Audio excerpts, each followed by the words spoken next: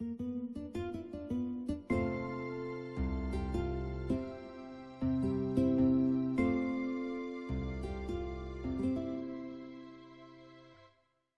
Tunisian Simple Stitch is the most common Tunisian crochet stitch. It's usually the first one that you learn, and it was called Afghan stitch in the past.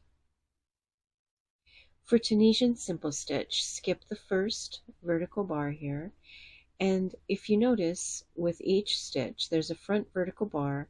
It goes up into the chain and then it comes down the back. So that's the back vertical bar right there, and this is the front.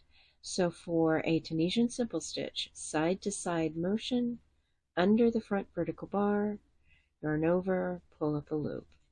And then you do that all the way across,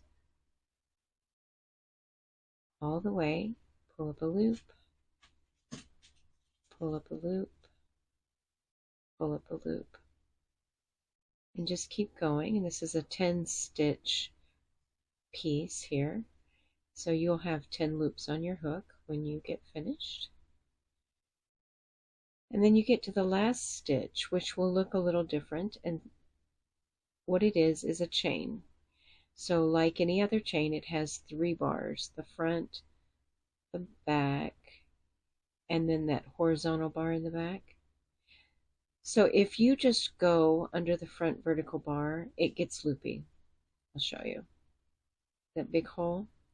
So what you need to do is you need to go under both of those 2 bars there. It's the front and then the back horizontal bar, like a regular chain, and pull up a loop.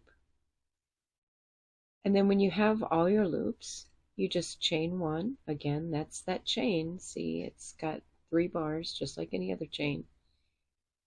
And then pull through 2 and 2 all the way across.